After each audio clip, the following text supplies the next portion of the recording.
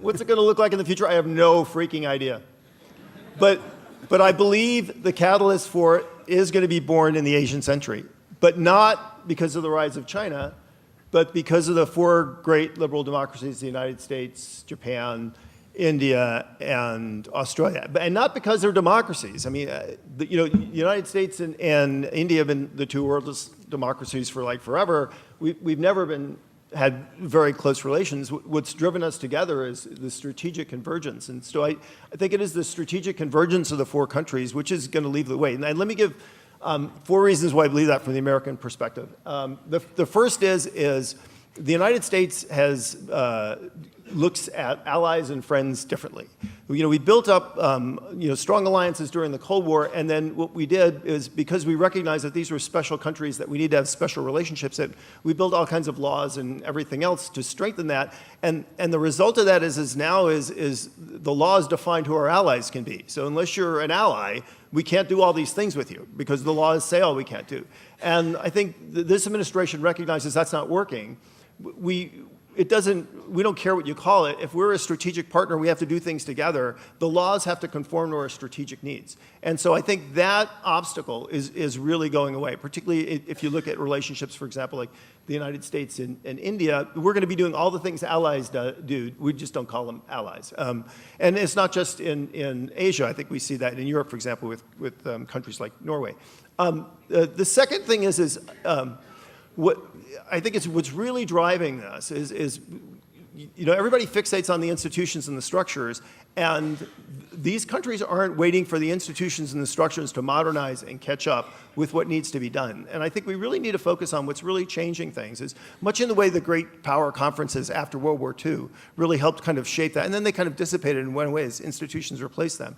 The trilaterals, whether it's US, India, Japan, or India, Japan, Australia, and the Quad, US, India, Australia, and the United States, this, I think, is where a lot of the hard work is really getting done.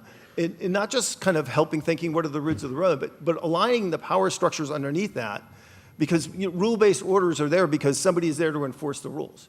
And so I think that hard work's already really started. The third one I say is this concept of the Indo-Pacific, which is, I think, key for the United States. If you really unpack our strategy, there's a commitment in the United States that for us to be a global power, we really need peace and stability in 3 key parts of the world: Asia, the Middle East, and Europe. And I mean, that recognition is a strong, really, a commitment of the United States to the prolonging of a global liberal order. And what's important about the Indo-Pacific concept is 2 things. One is it's a broader concept of Asia, of where the United States really needs to engage in order to be a true Asian power and be a real contributor to peace and stability in the region. But more importantly, the Indo-Pacific concept links the 3 critical regions together: Asia, the Middle East, and Europe. And I think it really does reflect this kind of global perspective that's going to emerge out of the cooperation between the 4 countries. And the last is I think we have reached a pivot point. I think we floundered a lot post-1989 into what we all needed to do in the world. I mean, if you look at the United States, we just jumped from Bush to Clinton to Bush to Obama, and everybody kind of did their thing because we didn't have really, I think, a driving bipartisan consensus in the big things that really needed to get done. I think that's changed. I think the changes that leaders like Modi and Abe and Trump are making are not just political changes because they're a different political party or they have a different thing or something. I think they reflect a growing realization of what the liberal order thinks it needs to do in order to sustain that. So I would say if Hillary Clinton were president today, eventually her foreign policy would not look terribly different from Donald Trump. It might take her longer to get there because there's a legacy from the past administration.